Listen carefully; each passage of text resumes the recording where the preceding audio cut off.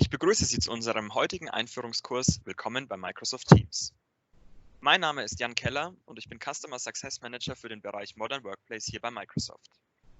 Fangen wir an. Lassen Sie uns zunächst einen Blick auf die heutigen Lernziele werfen. Nach der heutigen Sitzung werden Sie in der Lage sein, auf unkomplizierte Weise mit Ihren Kollegen zu kommunizieren und bei der Zusammenarbeit in Teams Zeit zu sparen. Zudem erfahren Sie, wie sich Teamarbeit und Projekte an einem zentralen Ort verwalten lassen. In Ihrer Position haben Sie bestimmt auch heute eine Menge Informationen zu bewältigen. Egal, ob Sie mit anderen Personen chatten, telefonieren und zusammenarbeiten, mit Ihrer Gruppe kommunizieren oder bestimmte Anwendungen zur Verwaltung Ihrer Geschäftsprozesse verwenden, alles ist auf unterschiedliche Fenster und Plattformen verteilt. Sie springen also von einer Aktivität zur nächsten. In Microsoft Teams können Sie das alles an einem Ort erledigen. Sie können sogar prozessspezifische Business-Anwendungen integrieren, die nicht von Microsoft stammen. Das heißt, Sie können von einer zentralen Lösung aus telefonieren, chatten, Dateien freigeben und Inhalte gemeinsam bearbeiten. Sie können diese Lösung sogar speziell auf die Anforderungen einer bestimmten Gruppe zuschneiden. Heute sehen wir uns 3 häufige Arbeitsszenarien an, um zu demonstrieren, wie Sie Teams im Unternehmensalltag einsetzen können. Als erstes geht es darum, Menschen zu verbinden. Nehmen wir Grady als Beispiel. Er arbeitet im Vertrieb und ist deshalb beruflich viel unterwegs. Dennoch muss er mit seinem Vertriebsteam sich verabreden und abstimmen, sowie Dokumente prüfen und bearbeiten. Alles von unterwegs aus. Egal, ob er gerade durch den Flughafen läuft oder in einem Taxi zum Kunden unterwegs ist, seine Arbeit darf er nicht vernachlässigen. Schauen wir uns nun also an, wie Grady all diese Aufgaben mit Microsoft Teams bewerkstelligt. Zunächst wollen wir uns aber einen groben Überblick über den Aufbau von Microsoft Teams verschaffen. Dabei beginnen wir zunächst mit dem rechten oberen Bildschirmrand. Hier finden wir unser Profilbild. Mit einem Klick auf unser Profilbild können wir unser Profilbild anpassen, wir können unsere Benachrichtigungen verwalten, aber wir können auch eine Statusmeldung verfassen, welche allen Kollegen angezeigt wird, wenn diese sich mit Ihnen über Microsoft Teams verbinden möchten. In der oberen Mitte des Bildschirms finden wir dann die Suchleiste. Die Suchleiste ist ein mächtiges Tool, um alle Ihre Nachrichten oder Dateien in Microsoft Teams nach bestimmten Stichwörtern zu durchsuchen. Weiter links finden wir dann das Icon, um einen neuen Chat zu initiieren und mit anderen Kollegen auf Microsoft Teams in Kontakt zu treten. Ganz links hier finden wir dann die Microsoft Teams Hauptmenüleiste im lilanen Feld. Mit dieser Menüleiste können wir zwischen den verschiedenen Funktionen von Microsoft Teams navigieren. Als nächstes finden wir hier auf der linken Seite den sogenannten Content-Bereich. Dieser Bereich listet alle meine Chats auf, an welchen ich derzeit sitze und welche ich benutze. Zuletzt finden wir hier im mittleren und rechten Bereich des Bildschirms den Abbildungsbereich, auf welchem die Konversation in Microsoft Teams letztendlich stattfindet. Hier können Personen miteinander chatten, darüber hinaus allerdings auch noch viel mehr machen und wie Sie sehen können, lässt sich ein vergangener Chatverlauf durch das Scrollen nach oben auch ganz einfach wieder nachverfolgen, denn in Microsoft Teams handelt sich jeder Chat um einen persistenten Chat, das heißt, er ist beständig, auch wenn ich die Applikation schließe oder auf mein Mobilgerät wechsle. Alles klar, jetzt können wir loslegen. Grady hat vor kurzem einen neuen Mitarbeiter bekommen. Grady ist zwar gerade unterwegs und nicht im Büro, er möchte sich allerdings trotzdem bei der neuen Mitarbeiterin melden und sich vergewissern, dass ihre ersten Tage in ihrer neuen Rolle gut gelaufen sind. Hierzu klicken wir einmal auf das eben bereits erwähnte neue Chat-Symbol und tippen den Namen der neuen Mitarbeiterin ein.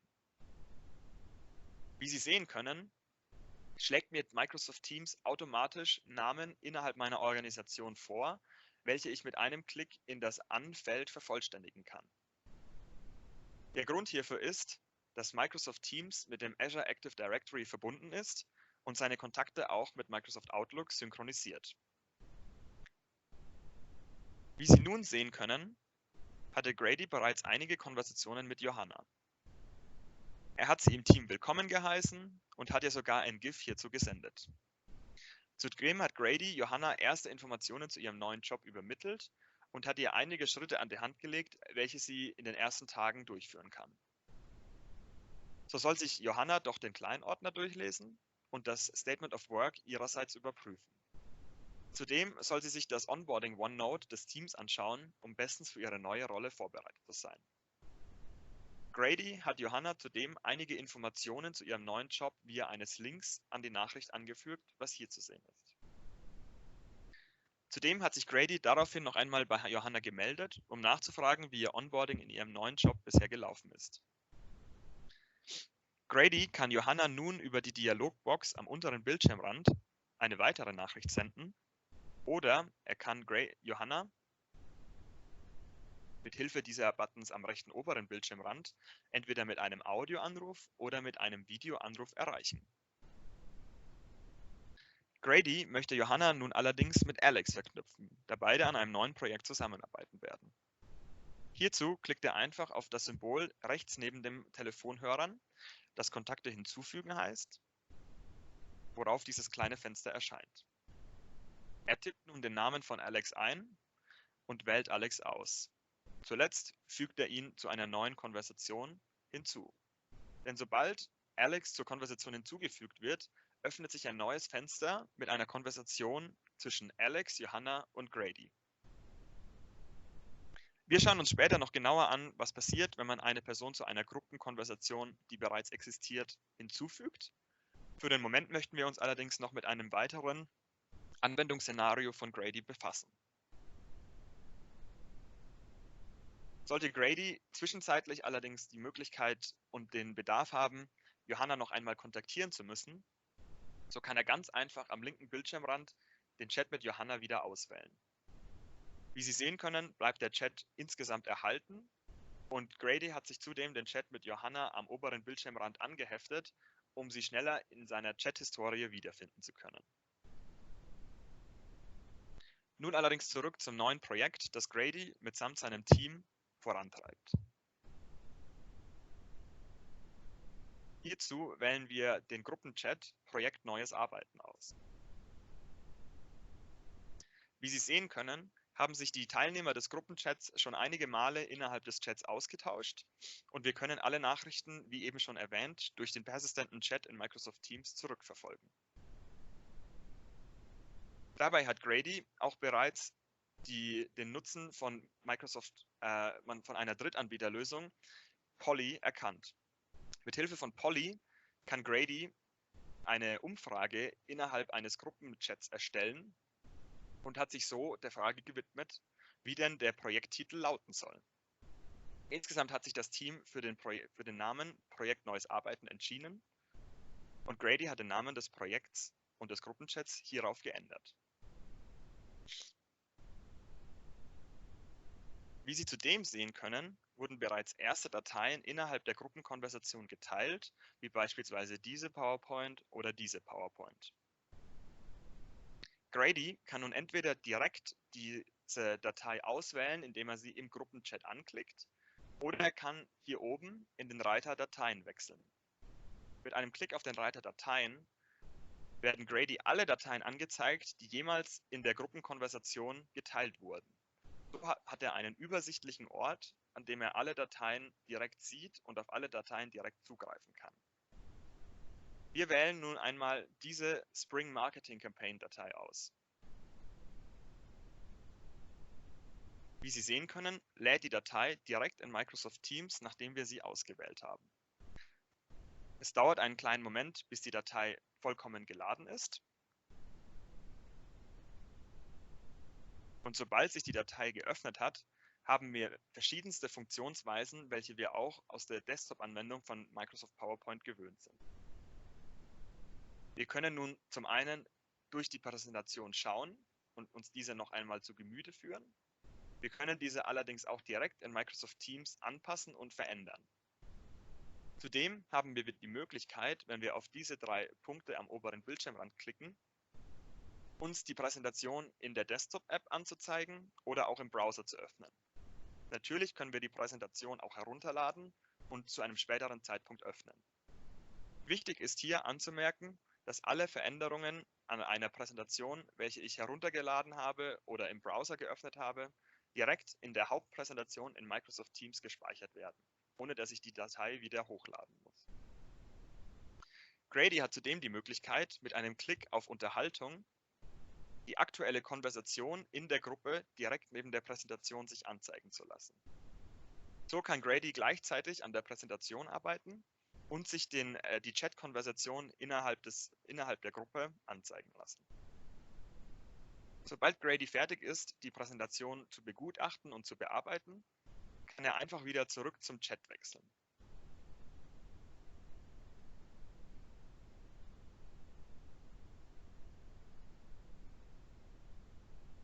Sollte Grady nun ein dringendes Anliegen für die Gruppe haben, so kann er natürlich, wenn er wieder zurück auf den Button Chat klickt, nicht nur eine Textnachricht verschicken, wie es hier unten der Fall ist, sondern er kann auch das ganze Team anrufen, indem er wieder zum oberen Bildschirmrand wechselt und auf Audioanruf oder auf Videoanruf klickt.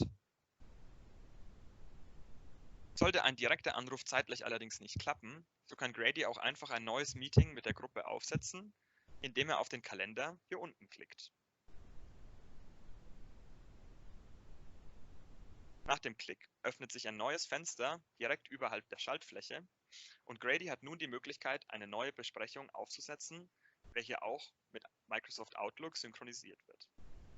Was sehr praktisch hierbei ist, dass alle Teilnehmer der Gruppenkonversation automatisch als Teilnehmer der Besprechung gelistet werden und so die Möglichkeit haben, an dieser teilzunehmen. Nun möchte Grady Johanna als neues Projektmitglied in die Konversation integrieren. Dies ist möglich, indem er wieder rechts oben auf folgendes Symbol klickt. Was auffällt, ist nun, dass Grady nun unterschiedliche Auswahloptionen hat, wenn er auf Kontakte hinzufügen klickt. Grady kann sich nun entscheiden, den Chatverlauf, der bereits existiert, mit Johanna nicht zu teilen, da er sie möglicherweise verwirren könnte und deshalb Johanna einen Clean Start ermöglichen möchte. Er kann sich allerdings auch entscheiden, den Verlauf nur für einen bestimmten Zeitraum in der Vergangenheit einzuschließen, beispielsweise die Konversationen des letzten Tages. Letztlich hat Grady auch die Option, einfach den gesamten Chatverlauf mit Johanna zu teilen, sobald er diese zum Chat hinzugefügt hat.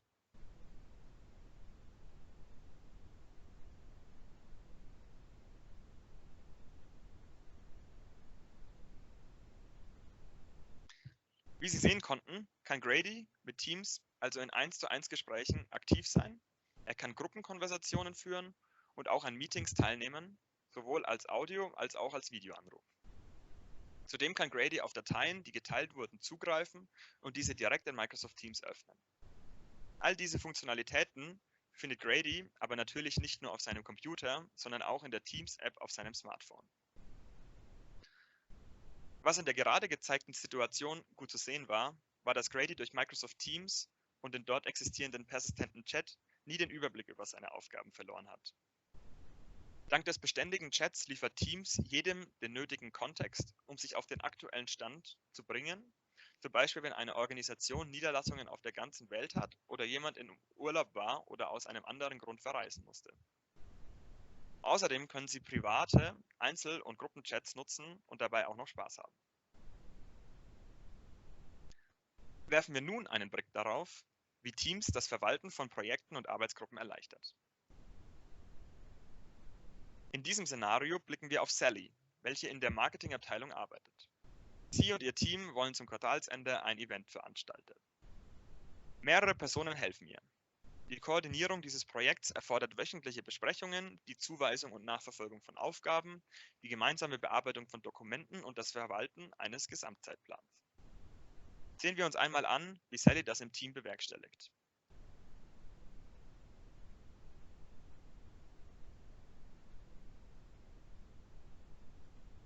Wir wechseln jetzt vom Chat-Button, welchen wir uns gerade noch befunden haben, einen Button tiefer in den Teams-Button. Bevor ich Ihnen nun zeige, wie Sally im Team zusammenarbeitet, möchte ich dabei kurz herausstellen, dass der Aufbau von Chat und Teams sehr ähnlich ist. Wieder finden wir auf der linken Seite hier alle unsere Teams, in denen wir Mitglied sind. Der große Unterschied bei der Teamfunktionalität ist nun allerdings, dass jedes Team verschiedene Kanäle enthält. Wie Sie sehen können, hat beispielsweise das Engineering-Team verschiedene Unterkanäle wie Allgemein, Design oder Quality Assurance Testing. In unserem Fall kümmert sich Sally um das Marketing-Team in Europa, weshalb wir in dieses Team wechseln. Wie man hier sehen kann, sind alle Nachrichten persistent und beständig. Allerdings sind Nachrichten in Kanälen etwas anders als in Chats organisiert, da es sich hierbei um thematische Beiträge handelt, die gethreadet sind. Wir können also in unserem allgemeinen Kanal zurückscrollen und alte Nachrichten begutachten. Und falls wir eine Nachricht interessant finden, können wir uns diese genauer anschauen und sehen, dass auf einen Post innerhalb eines Kanals mit Hilfe von Kommentaren geantwortet wurde. So ist für jeden Teilnehmer eines Teams sofort verständlich, auf welche Nachricht ein Kommentar Bezug nimmt, und wir können unsere Arbeit so besser im Team strukturieren. Wie Sie sehen können, kann man innerhalb eines Teams auch einen Beitrag mit Hilfe einer Überschrift verfassen, was eine noch bessere Übersicht innerhalb des Teams gewährleistet, was es allen anderen Teammitgliedern einfacher macht, sofort die Nachrichten und Informationen zu finden, welche sie innerhalb eines Teams benötigen. Sally möchte nun also ein Marketing-Event am Ende des Quartals stattfinden lassen. Wie Sie hier sehen können, hat Sally hierzu beispielsweise bereits eine Besprechung aufgesetzt. Der Kickoff-Call zum Marketing-Event. Alle Mitglieder des Teams können direkt aus diesem Bildschirm heraus an der Besprechung teilnehmen, indem sie auf dieses lilane Event klicken. Neben unserem Beiträge-Tab, welchen wir hier oben finden, gibt es in diesem Kanal, den Sally aufgesetzt hat, allerdings noch eine ganze Reihe von weiteren Tabs, wie beispielsweise den Dateien-Tab. Zudem hat Sally die Möglichkeit, verschiedene weitere Tabs zusätzlich noch zu diesen beiden Tabs hinzuzufügen, was sie auch in Anspruch genommen hat. So hat sie beispielsweise einen Tab für Besprechungsnotizen dem Team und dem Kanal hinzugefügt. So benutzt das Team in diesem Fall OneNote, um Besprechungsnotizen mitzuschreiben, welche immer schnell erreichbar sind, indem man zur Tableiste am oberen Bildschirmrand des Kanals wechselt. Darüber hinaus hat Sally allerdings auch noch einen Planner zu ihrem Team hinzugefügt, welcher ebenfalls über die Tableiste hier oben zu finden ist. Mithilfe des Planners kann sie Aufgaben für das Projekt verteilen und sich über den Projektfortschritt insgesamt informieren. Hier hat sie beispielsweise schon begonnen, Adele damit zu beauftragen, einen Speaker oder mehrere Speaker für das Event zu organisieren. Wie Sie sehen können, hat Adele noch 2 Aufgaben zu erledigen. Allerdings hat sie bereits die Themen für einen Speaker oder für mehrere Speaker festlegen können, weshalb sie diese Aufgabe als erledigt gekennzeichnet hat. Sally hat in dem Kanal allgemein zudem noch eine Power BI-Anwendung hinterlegt, indem sie diese ebenfalls zur Tableiste des Kanals hinzugefügt hat.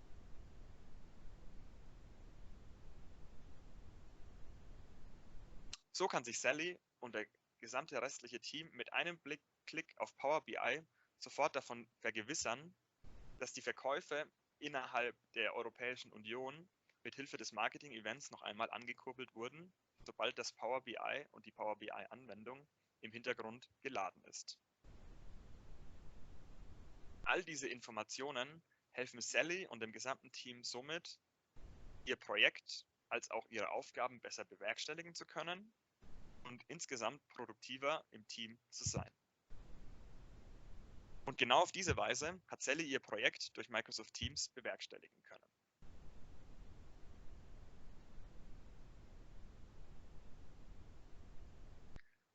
Wie Sie sehen können, hat Sally mithilfe von Teams ihre Arbeitsgruppe und deren Arbeit an einem Ort gebündelt und so einen effizienten und umfassenden Arbeitsbereich geschaffen. Ihre Gruppe konnte sich in wöchentlichen Besprechungen abstimmen, Dateien und Anwendungen aufrufen und gemeinsam nutzen, sowie Konversationen mit Thread-Struktur führen. Sollte jemand einmal eine Woche fehlen, hat er die Möglichkeit, sich nachträglich die Besprechungsaufzeichnungen und Notizen innerhalb des Kanals anzusehen. Dieser geordnete und klare Aufbau macht die Durchführung eines Projekts extrem einfach. Wir haben nun bereits einige sehr praktische Möglichkeiten von Microsoft Teams gesehen. Doch das ist noch längst nicht alles. Denn Teams ist erweiterbar, sodass Ihnen für die Verwaltung Ihrer internen Geschäftsprozesse wirklich alle erforderlichen Tools zur Verfügung stehen. Sehen wir uns das doch einmal genauer an. Das ist Derek. Er ist Ingenieur und dafür verantwortlich, Testergebnisse weiterzuleiten und Feedback einzuholen. Er muss einen Bereich erstellen, der die Nutzung verschiedener Anwendungen wie OneNote und Planner ermöglicht. Er muss zudem mit anderen eine Excel-Datei bearbeiten, doch vor allem muss er Zusatzfunktionen einbinden. Sehen wir uns das einmal genauer an.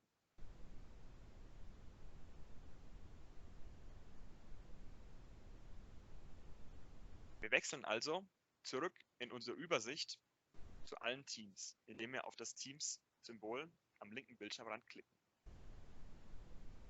Wie Sie sehen können, haben wir nun wieder die Übersicht über alle Teams, in denen wir Mitglied sind. Im Fall von Derek wechseln wir jetzt in das Engineering Team und in den Kanal Quality Assurance Testing.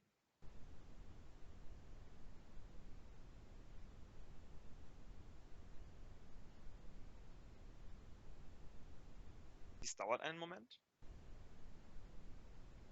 Und sobald der Kanal geladen ist, können wir sehen, dass Derek auch hier eine wöchentliche Besprechung für sein Team aufgesetzt hat, um den Status des aktuellen Quality Assurance Testings aufrechtzuerhalten. Zudem hat Derek in diesem Kanal auch wieder ein OneNote für Besprechungsnotizen hier am oberen Bildschirmrand hinzugefügt. Mit einem Klick auf die Besprechungsnotizen erhalten wir sofort Übersicht über das OneNote von Derek und können alle Besprechungsnotizen der letzten Wochen einsehen. Derek nutzt in seinem Team ebenfalls einen Planner, um den Fortschritt der Qualitätssicherung besser zu strukturieren. Nach einem Klick auf Planner lädt dieser wieder direkt in Microsoft Teams und wir können neue Aufgaben zuweisen, als auch erledigte Aufgaben abhaken. Derek möchte jetzt aber zusätzlich noch eine Umfrage in seinem Kanal posten und benötigt deshalb ein Umfragetool, welches er dem Kanal hinzufügen möchte. Dies ist möglich, indem er auf das kleine Plus hier in der oberen Bildschirmhälfte klickt. Daraufhin öffnet sich folgendes Fenster, in dem er die Möglichkeit hat, beispielsweise die Microsoft-Lösung für Umfragen, Microsoft Forms, auszuwählen. Er könnte allerdings auch eine Drittanbieterlösung für Umfragen wählen, falls er bereits einen SurveyMonkey-Account hat oder ein anderes Umfragetool nutzt. So können wir nach unten scrollen und uns darüber informieren, welche anderen Drittanbieteranwendungen Derek noch in sein Team und in seinen Kanal einbinden kann. Wie Sie sehen, gibt es eine Vielzahl an Möglichkeiten, um verschiedenste Anwendungen direkt in Microsoft Teams einzubinden und zu benutzen, ohne Microsoft Teams überhaupt verlassen zu müssen. Sollte Derek nun seine bevorzugte Lösung in dieser Liste nicht finden, so kann er auch einfach über den Applikationsstore, welcher hier am unteren Bildschirmrand zu finden ist, wechseln und so eine neue Übersicht über alle Anwendungen innerhalb von Microsoft Teams erhalten. Diese ist noch einmal nach verschiedenen Anwendungsszenarien strukturiert und bietet eine zusätzliche Informationsquelle, um sich über die verschiedensten Anwendungen in Microsoft Teams zu informieren.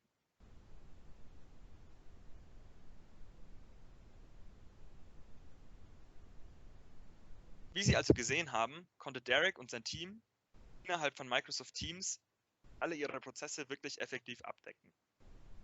Derek fügte Add-in-Anwendungen und Bots speziell für seine betrieblichen Anforderungen hinzu und musste daher nicht mit ungewohnten Anwendungen herumexperimentieren.